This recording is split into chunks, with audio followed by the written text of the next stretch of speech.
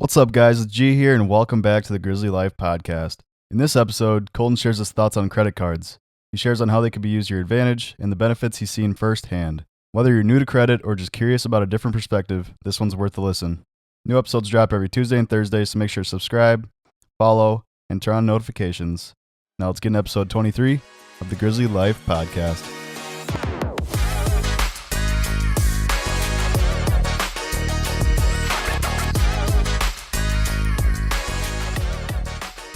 Yo, what is up, guys? It is episode 23 of many. Thank you guys for tuning in thus far. I know we've got, our goal really is to get to the video aspect of these episodes, get the guests on. I know I keep saying it, but I promise you it is going to be happening here soon.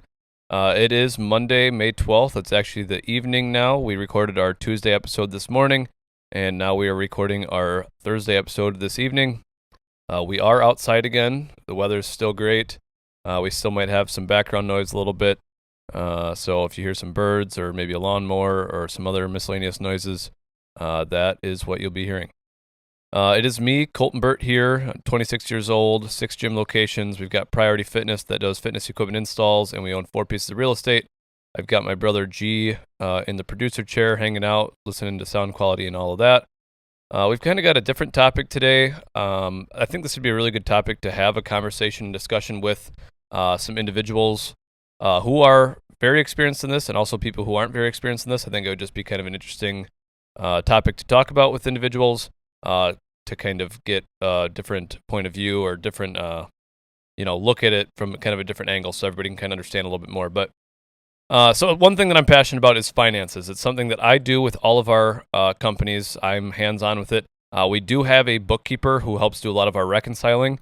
What that means is they kind of watch all of the charges come in from the credit cards, kind of do a lot of the checks and balances, making sure there's not expenses that are happening that are out of the blue, making sure they're getting categorized properly. You know, if this is a part, if this is a gym supply, if this is a new piece of equipment, whatever it may be, we have a bookkeeper to kind of reconcile and organize a lot of that stuff. The finances that I do a lot of is more of like the budgeting, cutting the checks, making decisions on what we can and cannot purchase, kind of holding off on purchasing items until it's the right time, telling the team, hey, we can't buy that. Let's give it a couple weeks. We've got some other things to pay off. So I really love the finance aspect. And so I just kind of wanted to do a quick, again, this might be a 10, maybe a 20-minute episode, just talking about finances and some things that I've learned over the years. And this might be better for the younger crowd or the younger listeners on this episode, but maybe there's some things that some of our older listeners can pick up from too. So first and foremost, I personally am kind of a low-risk guy. When I first started out, all of the businesses and operations and stuff like that, I didn't take out a loan. I didn't borrow any money from anybody. I didn't have that much money to start with. I didn't go sign a massive 5-year, 3-year lease agreement, 7-year lease agreement. I kept it very low overhead, low risk, low rent, low startup costs. That's kind of the route that I started, and that's kind of the way I go. There's nothing wrong with high risk and kind of shooting for the stars right away on your dreams and goals or whatever you want to do. That's just not how I went, so I'm not going to preach it. But those people who do that, I give them kudos. They've got some big balls to do that kind of stuff, and it's really cool to see. So anyways, I'm low risk. That's kind of how I started. When I first started when I was 18, 19, I think I had one credit card, and that's kind of the route we're going to go today is kind of talk about credit cards and some other stuff like that. But I had one credit card. I believe it was the Discover It card. It's a very good starting out card if you have no credit score, if you're a college kid, if you just need to get approved for a credit card. The Discover It card is kind of the one that I recommend for everybody to start with. It's easy. You're not going to get a huge limit. You're going to get like a $250 or $500 spending limit on it. So that's what I started with. It's important. So let me back up. I am kind of talking to my younger listeners here. And I am going to kind of talk primarily credit cards here to start. That's going to be kind of like the main focus of my topic on finances and the importance of credit cards. So the Discover It's a great card to start out with. You can get it, again, at a young age, low spending limit, like nothing too crazy. Most everybody gets approved for it. There is what's called authorized users on cards. And this is kind of a cool little hack or trick that I have done with a handful of my friends and family. What this does is if you have somebody like your mom or dad or a good friend like myself to a couple of the guys on my team, what I did was you can add an individual as an authorized user. What this does is let's say we're talking, Garrett's here with me, so let's just use G as an example, which we actually did this with him. He had no credit cards, no credit history. He was 20, 21, maybe 19. And what we did was we did an authorized user. So he was an authorized user on my account. He got a card under me. And what that did was that gave him kind of the status of to these, Discover and Chase and Wells Fargo, obviously Wells Fargo, Amex, all of these like credit card companies. They're banks, right? So if I use the word bank, that's what I'm referring to. We gave Garrett an authorized user account on my Capital One card, I believe that I have. And what that did was that gave him kind of proof to those banks that I work with, or it kind of gave him the in to Capital One and to basically gave him my credit history. So I've got great credit, or solid credit. I'm not going to say it's amazing. It's not like I'm rocking an 850, but I've got good solid credit. I've had credit for a handful of years. And so by giving it to him, it was basically showing, hey, Colton is a good on-time payment kind of guy, and he likes to make his repayments on time. He doesn't like to use too much money on his account. So we're going to actually trust Garrett too. So we gave him an authorized user account and let him do that for like 6 months to a year, basically showing like, hey, he's a good guy. He's going to make his payments too. Although he doesn't need to log in or anything. I make the payments, and basically he would just pay me back for what he used the card for. He could only, if he used it for $10 or $20 a month, that was totally fine. Again, it was just kind of giving him that status of I trust him. You guys should trust him as well. So it was kind of getting him in the door with a lot of these, opportunities for credit cards. So if that's making sense. So, anyways, that's a little trick. If you don't have a credit card and you have somebody who trusts you to start out with it, ask your mom or your dad or whomever if you can become an authorized user on one of their accounts. Just do that for 3 to 6 months or so. Kind of get a little bit of credit history there. Maybe just put your Spotify on that card, or maybe just use it for gas and then just kind of keep receipts and then pay back that individual on a month-to-month basis, so that way they can make the payments for you. Obviously, if you're going to do an authorized user account, make sure you are doing it with somebody that you trust to make on-time payments.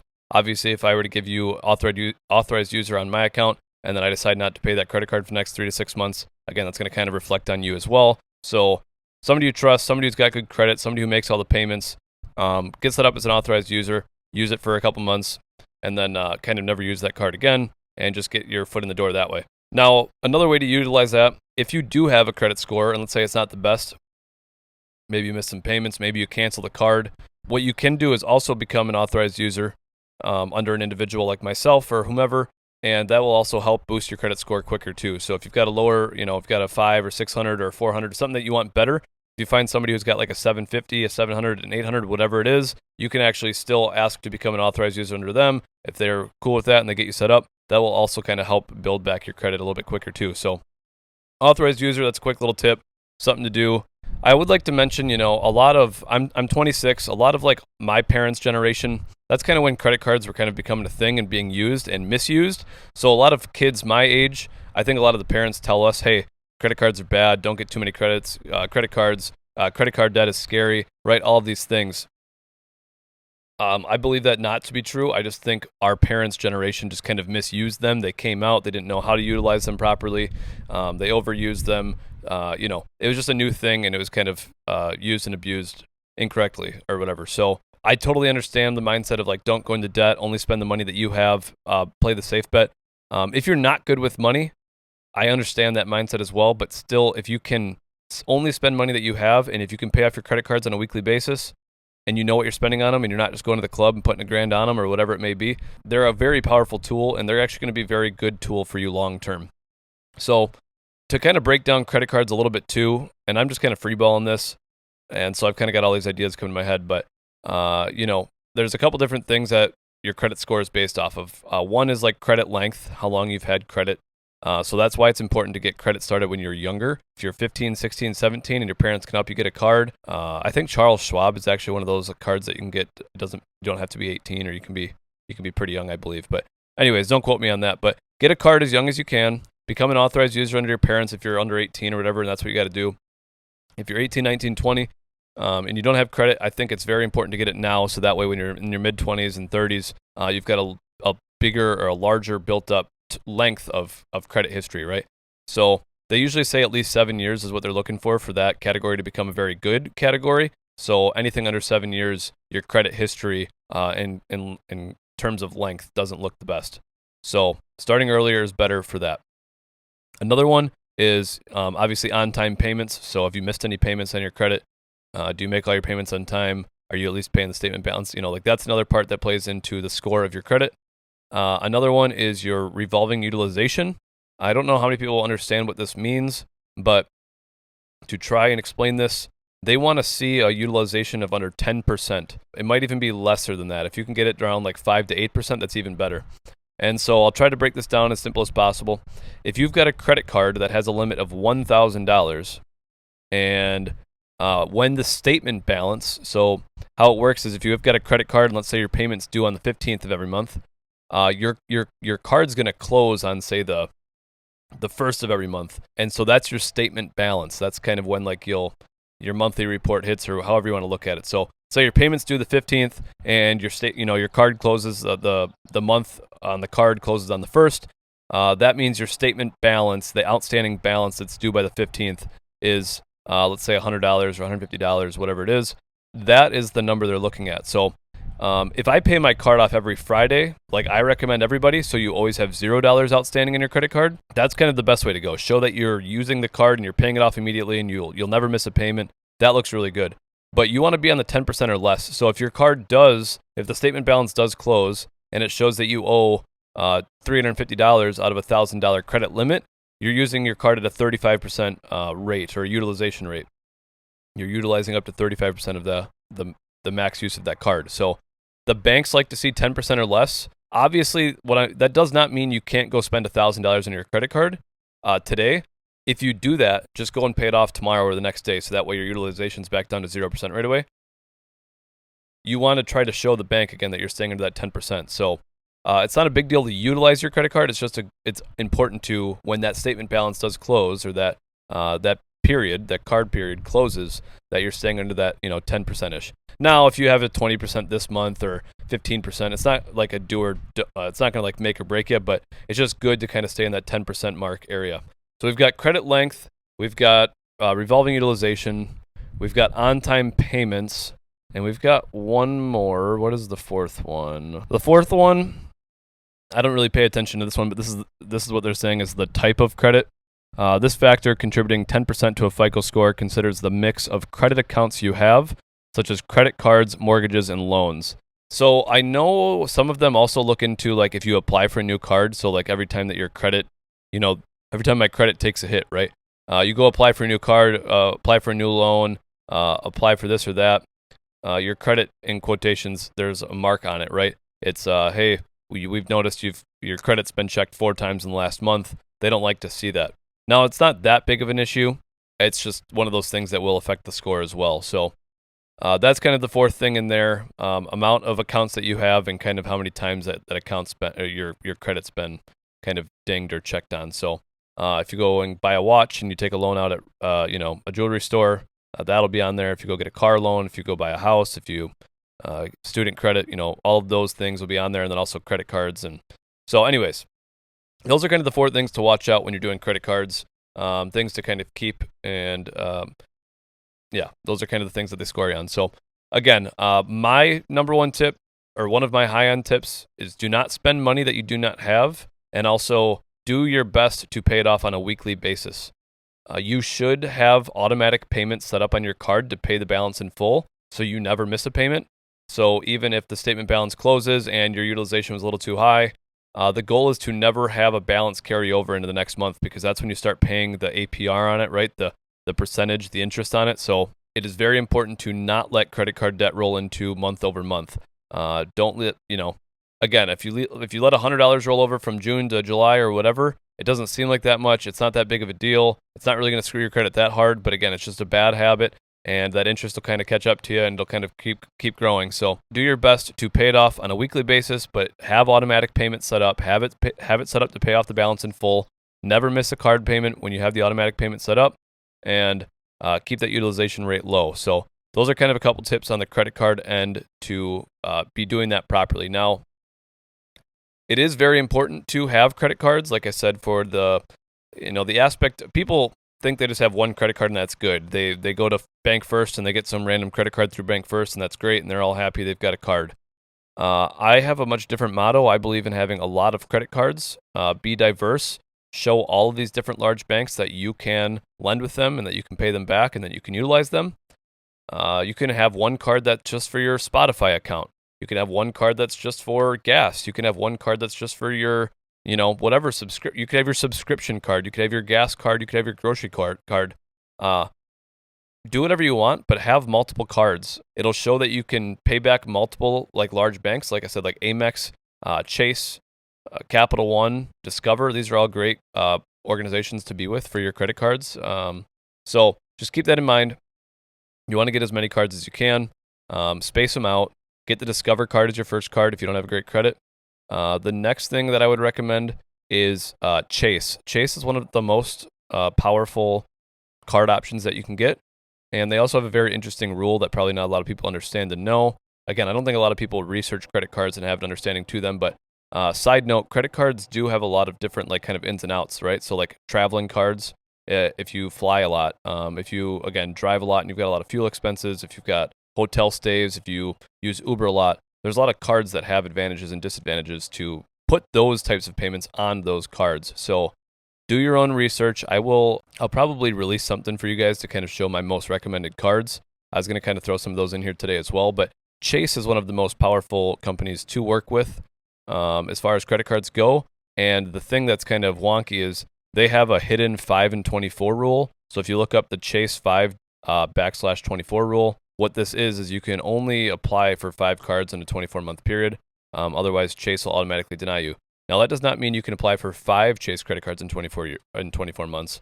That means you can only have 5 credit card applications total. So if I were to apply for a Discover card right now, Capital One next month, and then a Chase, that's fine because that's my third in 24 months. But if when I first started this, I applied for a bunch of cards. I was trying to get them as quick as I can and just kind of take all of those derogatory marks early on as far as getting my credit checked. The Chase cards can be very powerful. And just keep that in mind. They've got a 5 and 24 rule. So if you start working on building your credit card portfolio, this will eventually be an issue. And so what I'm saying is I recommend getting Chase cards early on. They've got the Chase Sapphire Preferred, Reserve. They've got the Chase Everyday Unlimited. They've got a lot of good cards. Do your own research on the Chase cards, like the Chase Freedom Unlimited. A lot of them are all powerful in their own ways. I know they've partnered with Southwest lately too. I believe Southwest or Delta. I think Delta is Amex. So Southwest is with Chase, so I won't bore you guys with just talking about credit cards, but do your own research. Consider Chase to be an early on one. If you don't have a credit or a poor credit, you're probably not going to just walk out and get a Chase card tomorrow, but get your authorized user set up, get your Discover It card for you personally, and then kind of start working on building that credit. So another kind of tip or trick about credit cards is it's important to get multiple cards, again, to show that you can work with multiple banks and that you can trust them. And you can leverage them the way you need to. And long term, some of these companies might, if I can have a Chase credit card now, and in 5-10 years I need to go get a loan from Chase for a business loan or whatever, I'm gonna have all that built up history of them with a card. Now, if it's a $250 spending limit and I really don't use the card much, is it showing much? No, but at least it shows that I make on-time payments and it's better than nothing. So do that. You've got Chase, Amex, Capital One, Discover. There's quite a few I'm leaving out, but just kind of be broad, kind of start relationships with all of them. Chase and Amex are kind of the top 2 in my opinion as far as power and what you can do with them. So there's another little thing too. You can request credit limits increases.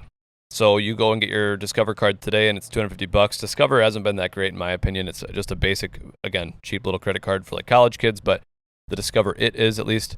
A lot of these companies have their own rules, but every 3 to 6 months or so, you can go into the app and request a credit limit increase. They will give these to you automatically, but it's important. I think the rule is every 6 months you should go in there and automatically ask for a new credit limit increase. Again, if you're keeping under that 10% utilization and you update your income, maybe you're making a little bit more money now. It's good to go in there and request that increase if they're not automatically giving it to you. You want to get your credit limit as large as you can. At a certain point, let's say you've got 10 cards, you've got a credit history of 7 years, those credit limits are going to get larger and larger. And so eventually you're going to have 100,000, 150, 200,000 credit limit between 5 or 10 cards or whatever that may be. And that's important just again for long term. You want to go to a bank and get a loan for a house or whatever. You can kind of show like, hey, look how much money I can leverage from my cards alone. So just a good thing to kind of build and keep part of your portfolio, I guess is how I'm going to say it. Another important thing too, a lot of these cards when you first get them, and so this is kind of like a little hack you can do if you want to start a business or make a large purchase. A lot of these cards, they have a welcome bonus. And a lot of what these welcome bonuses are 50,000 points if you spend $5,000 in the next 3 months, which, okay, easy enough if you're spending on fuel and groceries or car parts or whatever. So there's these big bonuses you want to look for when you sign up for these cards. You'll get a bonus 50,000, 60,000 points, maybe $500 back, maybe a $200 welcome bonus. Those welcome bonuses are important too. But a lot of these cards actually have a 0% APR for 12 months or 14 months or a year and a half. And what that means is you basically have free money, in quotations, for 12 months or whatever that term is. That basically means you're not